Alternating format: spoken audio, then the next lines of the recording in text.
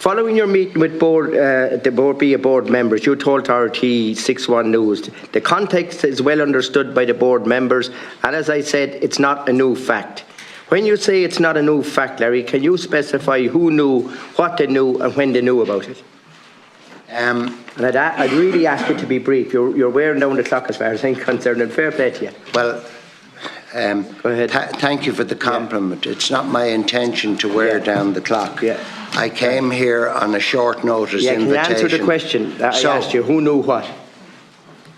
Ask any state agency in this country what Dawn Farm's business model is since the day it was founded. And I include in that their mother. All the board members know, is that what you're saying? Yes. Right, grand. Did the board board ever discuss whether your commercial activities could damage the agency's reputation? Yes or no? No. Grand. Were Irish farmers whose livelihoods depend on board Bia standards and branding ever made aware of this context? Yes or no? I don't believe so. No, grand. Do you agree with the Irish government's opposition to the EU-Mercosur trade agreement in its current form? Yes or no? Yes. You do, yeah. If yes, if the government believes Mercosur poses risk to farmers, right, consumers and standards, how do you justify your company importing beef from the very same region? Just very briefly. Very quickly. Yes. There's a timing issue here that needs to be understood with respect to the committee. I want to comment on Board Bia quality assurance for the benefit of all our committee members. Board Bia is not a regulator.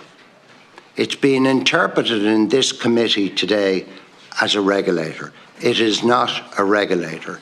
It's the curator and administrator of national quality assurance schemes at farm level on behalf of the Irish government. Yeah, but no, I asked you a specific question about your company importing beef when you said you support Mercosur, all right? The government stand on Mercosur, all right? Absolutely. Yeah, so what's the answer to that then?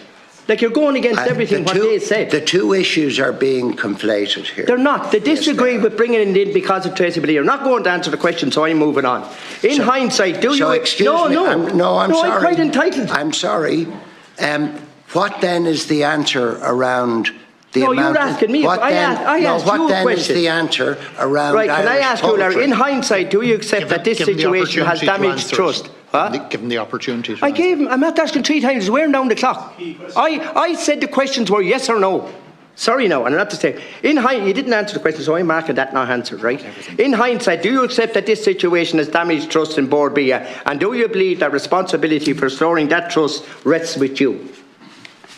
I believe that responsibility for realigning and understanding the issue that has brought me here today can only be resolved through dialogue. Right, yes, answer that. Right. Next question. If your role as chair is non-executive and about public trust, how can farmers have confidence that Board Bia's strategic direction is independent when the chair leads a company that imports non-Irish beef? Non-Irish or beef from Brazil? Beef from Brazil. Non-Irish beef. Non-Irish beef. Well, I'm sorry. Sorry. The board has... Well, beef from Brazil if you want to. If that makes it easier for you to answer the question. No, it's important to understand here. I think I understand a lot about this now. I'm back to Fortress Ireland again. Do you understand the signal that sends out to the world and to our global customers? You're not trying to answer my questions, right? The next question. If the reputation of Irish farmers' products is built on origin and trust, how does, and I want this word, normalising contingency imports strengthen rather than dilute the premium Board Bia asks global markets to pay for Irish beef?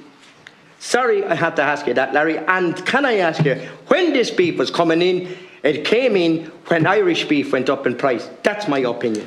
And I don't buy into this contingency thing at all. I'm sorry about that.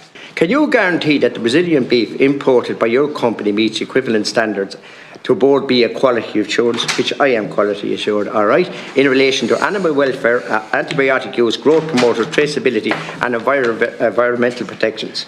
I ask this question, right, because Irish farmers were jailed in this country, and you know that, for using these products. And there is no guarantee for this meat is coming from Brazil. And can I say this to you, right?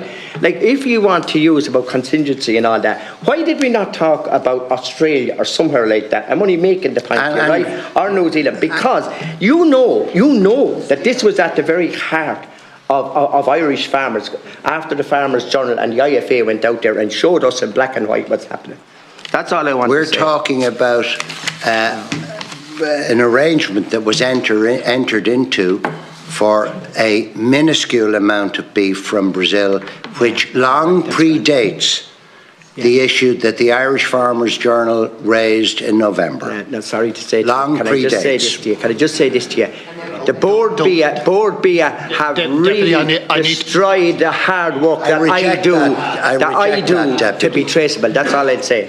Board Bia maintains the confidence. No, you've torn the Bia heart maintains the confidence of all its Irish customers.